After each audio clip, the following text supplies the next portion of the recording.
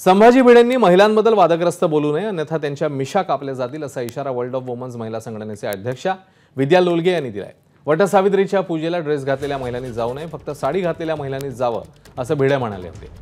1947 मध्ये मिळालेल्या स्वातंत्र्यावरही भिडेंनी सवाल उपस्थित केलेले, त्यावर आता जितेंद्र आव्हाड यांनी प्रत्युत्तर दिलं।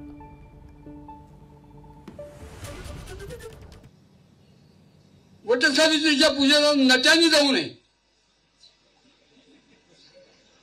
आणि ड्रेस मटेरियल घातलेल्या बायकांनी जाऊ नये।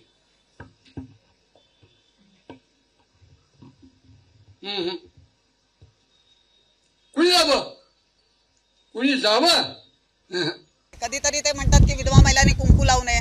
तुम्ही कोण आहे आम्हाला सांगणार आहे आम्ही काय करावं आम्ही काय करू नये? तुम्ही काय आमचं घर चालवता का? ह्याच्या पुढे जर भिडे गुरुजींनी असं वादग्रस्त केलं तर वादग्रस्त वक्तव्याला नारी शक्ती काय हे आम्हाला दाखवून द्यावं लागेल आणि आम्ही सर्व महिलांनी ठरवले की त्यांच्या पण मग पेहरावावर जावं लागेल। त्यांचा पेहराव काय आहे, ते धोतर घालतात, आम्ही त्याच्यावरती बोलू शकतो का? किंवा त्यांनी वाढवलेल्या मिशा आहेत त्या मिशा आम्हाला कट कराव्या लागतील जाऊन।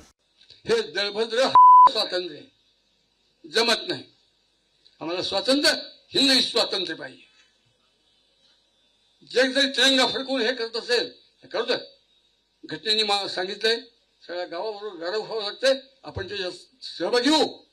पण स्वतंत्र भगवा झेंडा घेऊन वाडी वस्ती वर्ग जिथं कुठं सूर्य होतं तर प्रत्येक ठिकाणी आपल्याला भगवा झेंडा घेऊन हिंदवी स्वराज्य स्वातंत्र्य दिन साजरा करायचा 15 ऑगस्टला। तुमच्याबद्दल माझ्याबद्दल कोणाबद्दलही भिडे बोललेला नाही।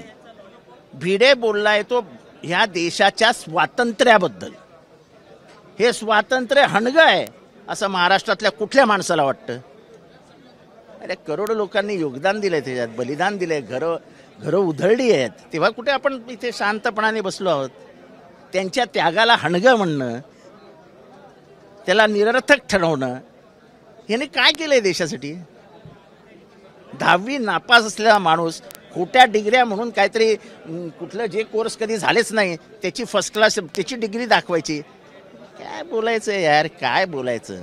फर्ग्युसन कॉलेजमध्ये प्रोफेसर होते, कुठलं फर्ग्युसन कॉलेज काढलं होतं त्यांनी माहीत नाही मला। जे पंजाबी ड्रेस घालून जातील बायका त्यांनी वटाची पूजा करायची नाही। अरे हा कोण वटाचा मालक आहे काय?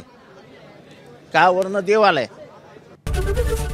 एबीपी माझा, उघडा डोळे बघा नीट।